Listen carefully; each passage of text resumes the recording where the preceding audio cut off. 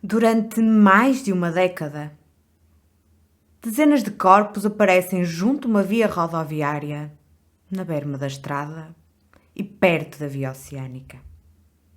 Durante mais de uma década, não há suspeitos ou detenções. Até agora.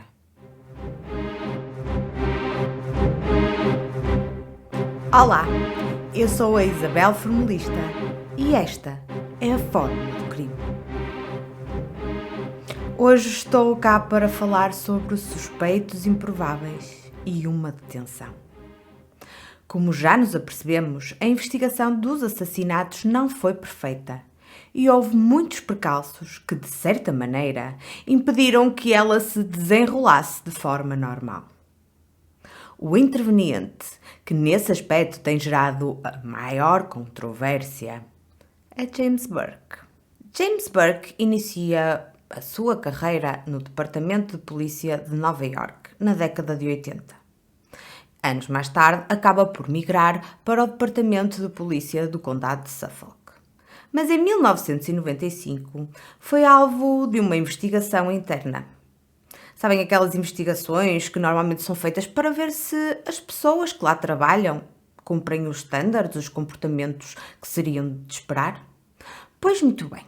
Durante essa investigação interna, apurou-se que James Burke mantinha uma relação amorosa com uma mulher que estava envolvida com negócios de droga e de prostituição. Nada ético, portanto. Para além disso, apurou-se também que James Burke tinha mantido relações sexuais dentro da sua viatura de serviço e enquanto tinha o uniforme vestido. Portanto, depreende-se que ele estaria de serviço. Não obstante tudo isso, em 2012 ele é nomeado chefe da polícia pelo executivo do condado de Suffolk, Steve Ballone. Não se esqueçam que 2012 foi o ano que se seguiu depois da descoberta dos últimos corpos ao longo da via oceânica de Long Island. Durante este período, supervisionou a investigação dos assassinatos em série. As decisões que tomou relacionadas com este caso levaram a que fosse fortemente criticado por outras forças policiais. Bem, para mim só a nomeação já teria sido razão suficiente para gerar polémica, mas pelos vistos, a controvérsia prendeu-se com a sua decisão de cessar a cooperação com o FBI. Pois não terá sido uma decisão muito acertada, não. Tendo em conta que o FBI é uma das forças policiais que tem mais recursos em seu poder e que tem uma dezena de homicídios para resolver, não é? Para piorar as coisas para o seu lado, em maio de 2013, o FBI e o gabinete do Procurador dos Estados Unidos abriu uma investigação a um alegado ataque perpetrado por Burke a um suspeito que se encontrava sob guarda da polícia. Após este ataque, alegadamente houve tentativa de encobrir o incidente e coerção de testemunhas. Então, o chefe da polícia, o Sr. James Burke, foi acusado de atacar o assaltante, Christopher Loeb, que tinha sido detido pelo delito. O problema foi que durante este assalto ao carro que por acaso estava destrancado do chefe da polícia, Loeb roubou uma mochila com um coldre, munições, uma caixa de charutos e, imaginem só, um saco com brinquedos sexuais e pornografia. Sem ter como se defender do apurado na investigação, Burke declara-se culpado e Steve Ballone, o executivo do condado de Suffolk, que em 2012 o tinha nomeado chefe da polícia, fez a seguinte declaração: Jim Burke, uma pessoa a quem eu depositei grandes responsabilidades, mentiu-me na cara durante quase 3 anos e orquestrou um encobrimento para perpetuar esta mentira. Em novembro de 2016, foi sentenciado a 46 meses de prisão numa prisão federal por agressão e obstrução à justiça. Pena essa que começou a cumprir em janeiro de 2017. No entanto, em novembro de 2018, sai da prisão e passa a cumprir a restante pena em prisão domiciliária, que acaba eventualmente por terminar em abril de 2019. Estes factos são alarmantes, não só por se tratar de alguém com enormes responsabilidades na sociedade, com grande poder de influência, mas principalmente por ser um agente de autoridade com um cargo de relevância. No fundo, todas as diligências da polícia de Suffolk eram coordenadas e organizadas por Burke. Adicionalmente, era sobre ele que pendia a responsabilidade de investigar e de tomar decisões estratégicas no que se referia ao aparecimento dos restos mortais encontrados nos anos imediatamente anteriores a ter tomado posse.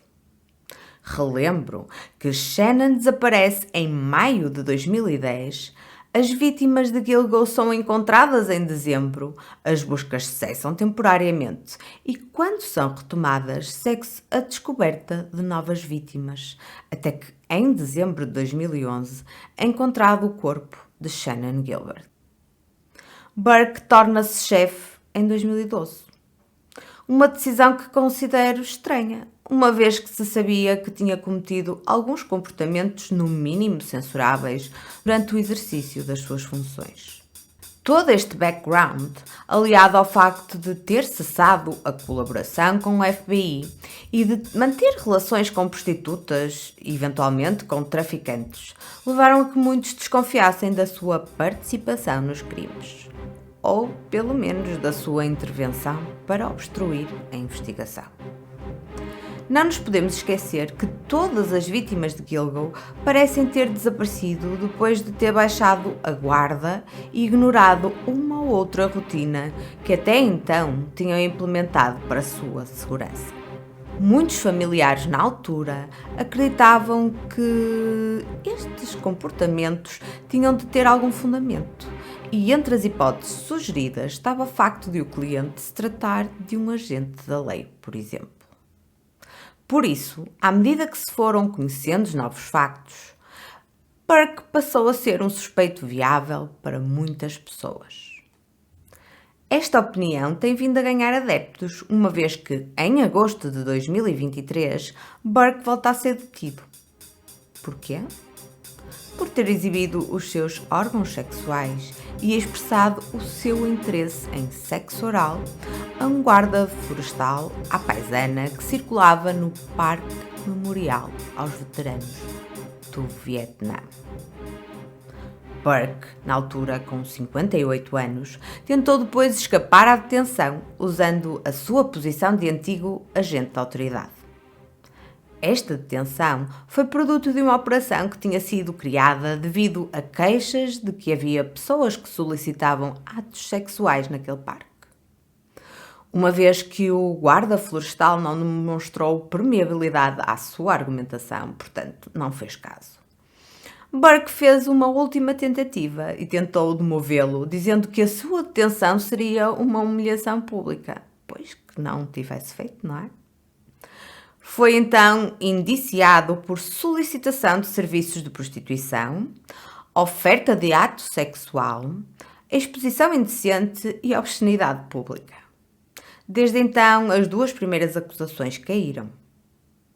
Para além disso, Burke também teve encontros com prostitutas toxicodependentes e chegou a fugir de um acidente por excesso de álcool. Isto de acordo com registros dos tribunais e vários outros relatórios. Não é por isso um exagero considerar que os esforços da investigação feitos entre 2012 e 2015, anos em que ocupou o cargo de chefe da polícia, não oferecem quaisquer garantias. E reparem, estes seriam os anos mais importantes, quando teoricamente era mais fácil recolher pistas, avaliar registros, imagens, testemunhos mais claros e frescos. E se há um serial killer à solta, o que muito provavelmente existe, eles vão continuar até serem apanhados? Haverá mais vítimas, mais famílias enlutadas e, com o passar do tempo, será mais difícil chegar à sua identificação. No entretanto, este vil assassino continuará com a sua vida. terá liberdade e poderá continuar a caçar. As vítimas, essas, não poderão sequer respirar mais uma única vez. A verdadeira viragem da página aconteceu a 1 de fevereiro de 2022, há pouco menos de 2 anos, quando foi criada uma força de investigação conjunta. Nesta força participaram vários ramos da estrutura policial. Não foram poupados esforços e os egos foram colocados de lado. Infelizmente, esta questão dos egos dificulta muitas vezes a comunicação e a cooperação entre as forças policiais, principalmente quando está em causa a resolução de casos intrincados, polémicos ou mediáticos. Infelizmente, tem sido comum cada força da autoridade querer manter para si própria informações fulcrais, de forma a conseguir ficar com os louros da operação e ser responsável pela identificação do criminoso. Felizmente, este não foi o caso, e todos se uniram para analisar as diligências que tinham sido efetuadas até então, rever todas as informações e todos os testemunhos conseguidos, bem como explorar novas metodologias e teorias. Nesta força de investigação participaram pessoas do gabinete do procurador, do FBI, da Polícia Estadual, do gabinete do xerife, o comissário de polícia de Suffolk e a unidade de detetives do condado de Suffolk. Houve ainda uma outra colaboração de outras forças policiais. Cerca de 6 semanas depois, aparece o primeiro suspeito no caso. A sua identificação foi feita com a ajuda de uma investigadora do estado de Nova Iorque e a utilização de uma base de dados. A Força de Investigação Conjunta, através do Grande Júri, pediu mais de 300 ordens judiciais e mandados de busca que permitiram a investigação da vida do suspeito e que, a 13 de julho de 2022, levaram à sua detenção. É incrível o que o ser humano consegue fazer quando realmente se compromete e se une em relação a um objetivo. Note-se que durante mais de uma década ninguém tinha conseguido sequer chegar a um nome que levantasse suspeitas fundadas. Num dos mais inquietantes e violentos casos por resolver que os Estados Unidos já presenciaram. E em apenas 6 semanas, um conjunto de bons investigadores conseguiram chegar a um nome que consolidaram em 3 meses. Mas em questões práticas, se tinha sido tão difícil fazer evoluir a investigação, mesmo depois de 2015, quando Burke abandonou a posição de chefe da polícia, como é que realmente chegaram até ele? Este suspeito é identificado no que se refere às 4 vítimas de Gilgo. As primeiras vítimas, que foram encontradas em dezembro de 2010, a quando da busca por Shannon. A relação entre as 4 era óbvia, uma vez que Melissa Barthélemy, Maureen Brenner Barnes, Megan Waterman e Amber Costello foram encontradas em locais semelhantes. Todas tinham estatura baixa, a mesma ocupação e usavam a mesma forma para publicitar os seus serviços. Estavam amarradas na cabeça, peito e pernas e envolvidas em serapilheira. Não a serapilheira normal, mas uma serapilheira especial, com padrão camuflado que foi intencionalmente utilizada para esconder os corpos. O assassino comunicava com todas elas por via de um cartão de telemóvel sem registro, pré-pago e, portanto, anónimo. O que revela que os crimes não foram cometidos inadvertidamente num qualquer ato impetuoso ou de ocasião, pelo contrário. Foram meticulosamente preparados e premeditados. Tinha um cartão dedicado a cada uma das 4, que era descartado pouco depois do crime. Como parte das diligências investigativas, procederam à comparação entre as localizações dos telemóveis das vítimas e dos respectivos cartões pré-pagos. As semelhanças eram gritantes. Havia uma associação clara entre duas zonas específicas de especial interesse, em Massapequa Park, em Long Island, e em Manhattan, na cidade de Nova York. A força de investigação apelidou as duas zonas de caixas. Os participantes desta força determinada tiveram também o cuidado de rever e analisar todos os testemunhos. Sabiam que Amber tinha se encontrado com um cliente no dia 1 de setembro de 2010, no dia anterior a ter desaparecido, e tinha usado um ardil que já lhe conhecemos.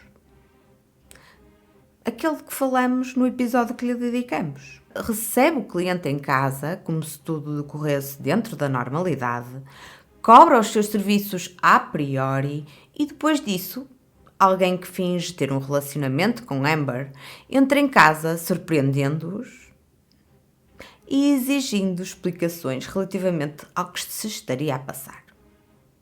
O cliente sente-se desconfortável e abandona a residência. O dinheiro fica com Amber e o cliente não chega a recuperá-lo. Isso não é novidade, como já tínhamos visto no episódio 5, Amber chegou a usar este mesmo ardil com outras pessoas, apesar de depois ter desistido de o fazer devido às ameaças dos visados. E uma vez que continuavam a residir na mesma casa em que o estratagema tinha sido posto em prática. O cliente desse dia, portanto, do dia anterior ao seu desaparecimento e que foi sujeito a este ardil, foi visto e descrito como um homem muito alto, com altura entre 1,93 m e 1,98 m, estrutura larga, mas não necessariamente musculada, usava óculos, era caucasiano e tinha cabelo escuro.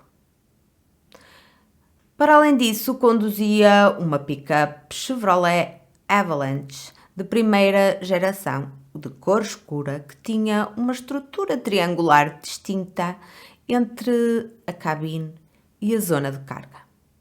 Em março de 2022, a tal investigadora do estado de Nova York usa uma base de dados de veículos e consegue chegar a um suspeito que parece preencher todos os requisitos.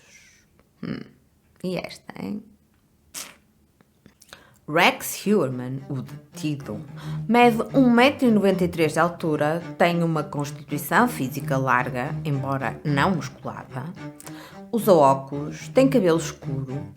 À data dos factos, possuía um Chevrolet Avalanche de primeira geração e vive desde sempre no número 105 da Primeira Avenida em Massapequa Park, numa zona específica integrada numa das caixas.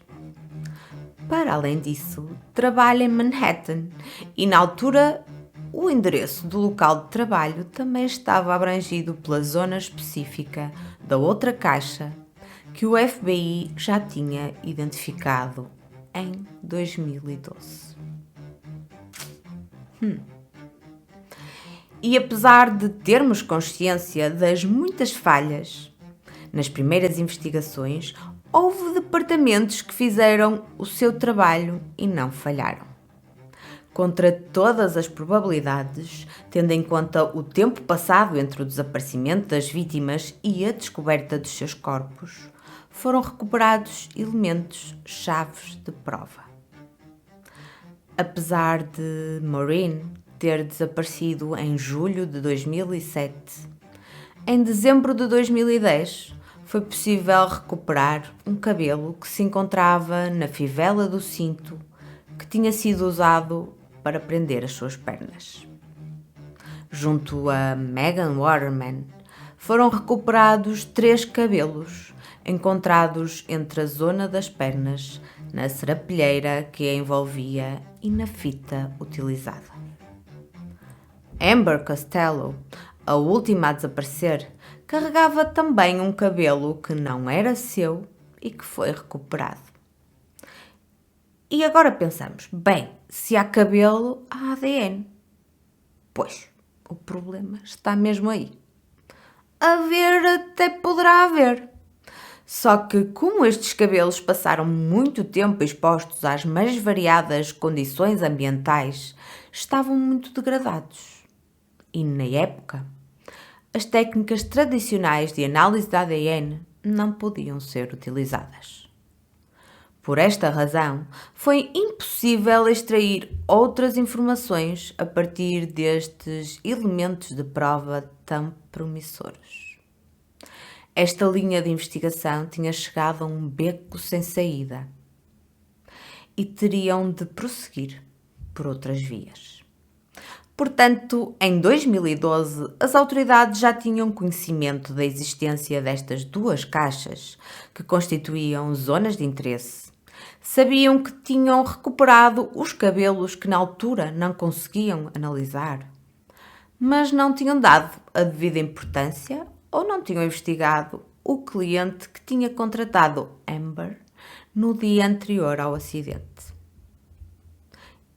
E neste momento, o que é que James Burke faz? Afasta o FBI. Enfim, esse foi o pormenor que fez toda a diferença, uma vez que em 2022, com as evoluções científicas, a força de investigação já tinha outras técnicas inovadoras ao seu dispor.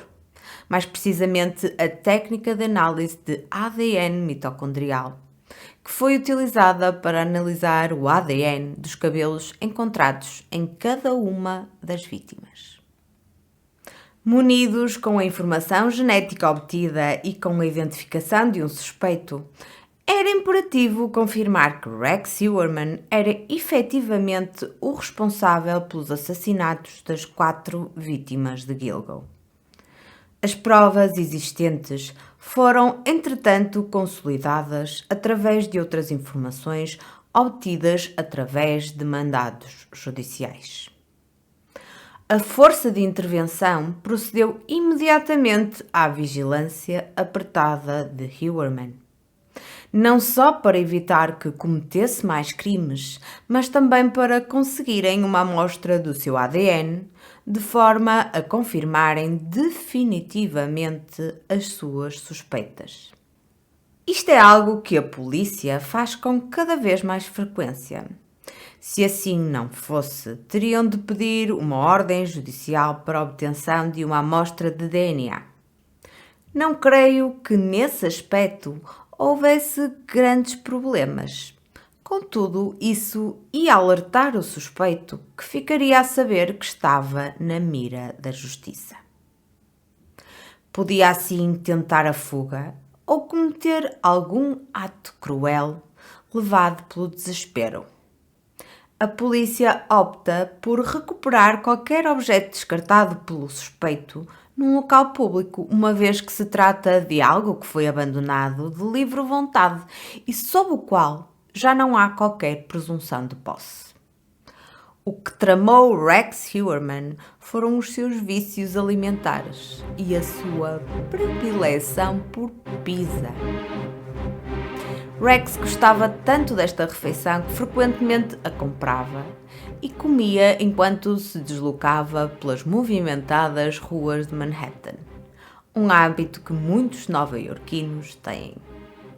Numa dessas vezes, a polícia resgatou a caixa descartada num caixote de lixo que continha restos de pizza no seu interior e conseguiu também obter amostras de ADN abandonadas da família através dos sacos do lixo que saíam da residência de Massapequa. Foi tudo enviado para o laboratório de forma a ser analisado. Quando tentaram obter mais informações sobre o paradeiro de Rex e da sua família na altura dos desaparecimentos, constataram que a esposa de Rex estava fora do estado de Nova York, pelo menos durante os homicídios das últimas 3 mulheres, Melissa, Megan e Amber. E que Rex Heuermann se encontrava sozinho nas áreas de interesse. Adicionalmente, a análise dos seus registros de telemóvel, portanto, do telemóvel oficial que usa no seu dia-a-dia, confirmaram que sempre que os 4 telemóveis usados para contactar as vítimas ativavam uma torre celular, o seu próprio telemóvel também ativava as mesmas torres. Abençoada tecnologia. Algo muito preocupante que também foi descoberto prende-se com o facto de terem conseguido associar Huerman a 7 telemóveis sem registro. Sim, 7. Não foram só 4, foram 7. Isto para além de conseguirem perceber que o suspeito tinha criado e utilizava endereços de e-mail fraudulentos. Isto é, endereços de e-mail onde usava outros nomes. Com estas informações na sua posse, o passo seguinte foi entrar em contacto com a Google e pedir informações relacionadas com esses e-mails. Bem, pedir é uma forma de falar, uma vez que todos esses pedidos são feitos através de ordens judiciais autorizadas por um grande júri. Toda a gente sabe que a proteção de dados é muito forte e só assim é que conseguem as informações que tanto buscam. As informações que chegaram vieram confirmar que Rex frequentemente fazia pesquisas para saber se havia novos desenvolvimentos e em que pé é que estava a investigação. Mas não se ficava por aí. Tentava encontrar e chegar até familiares das vítimas, procurava fotografias e tentava localizá-los. Para o horror de muitos, fazia também muitas pesquisas relacionadas com pornografia, abusos, tortura, violações e mortes de mulheres. A força policial viu reforçada a necessidade de manter todos os seus passos silenciosos e sigilosos, uma vez que a mínima fuga de informação podia chegar até ao suspeito e alertá-lo. Quanto ao automóvel usado pelo suspeito na altura dos acontecimentos, o famoso Chevy Avalanche foi detectado e apreendido na Carolina do Sul.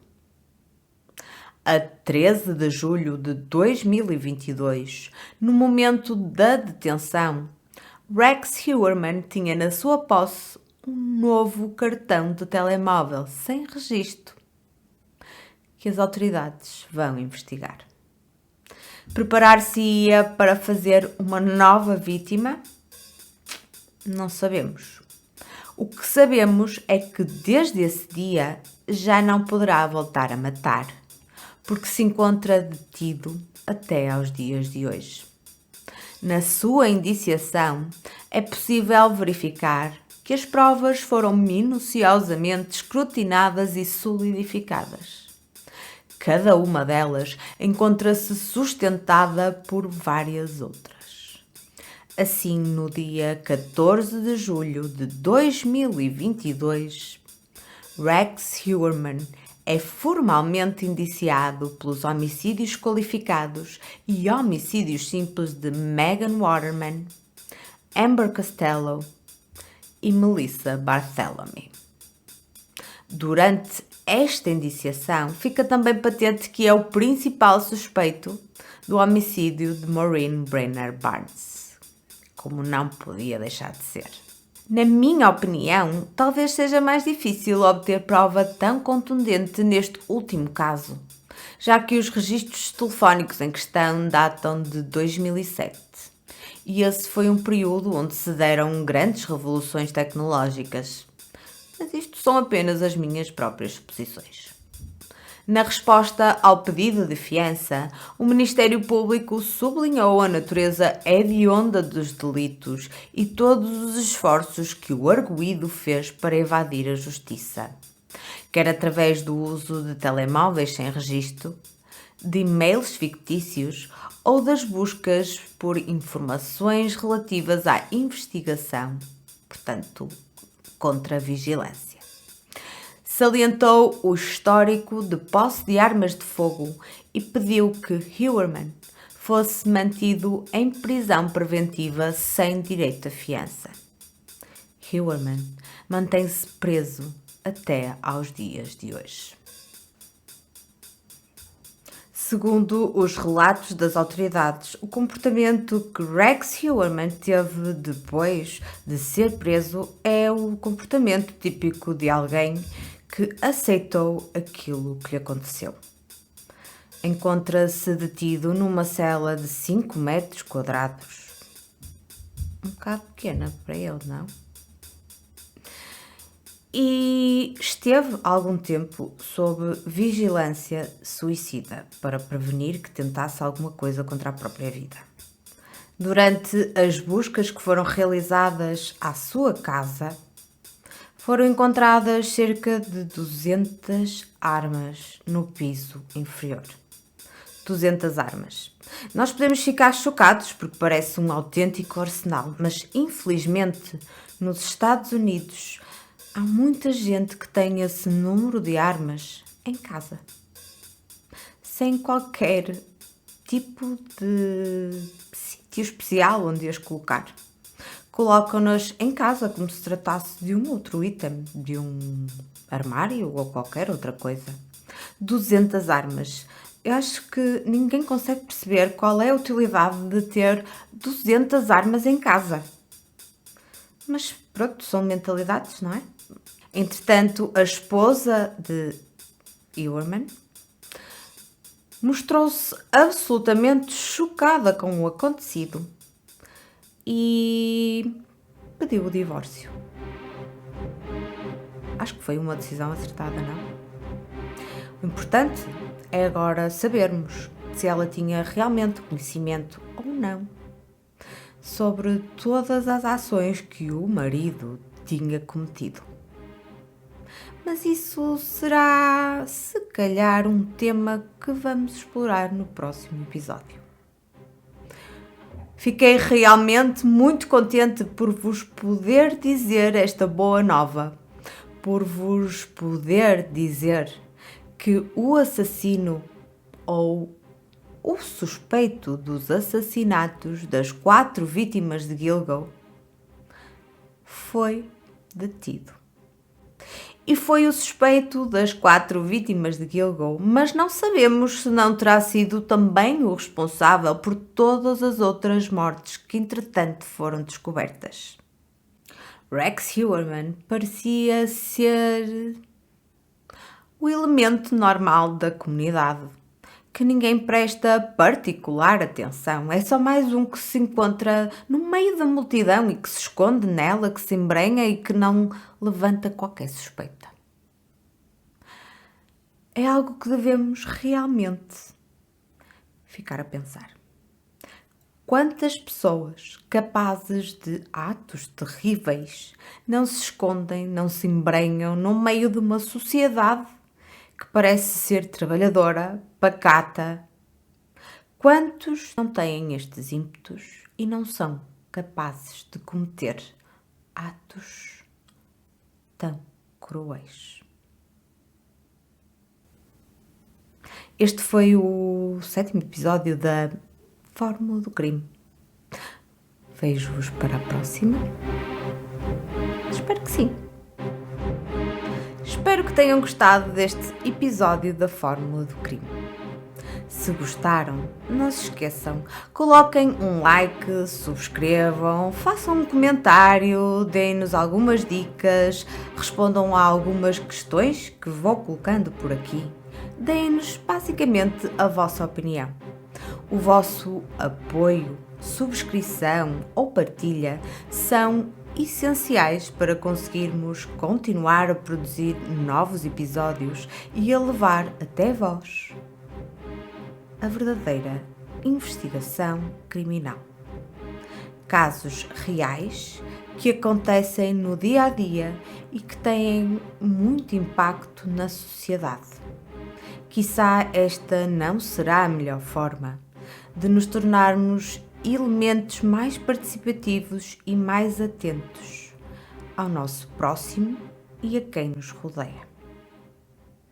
Até lá!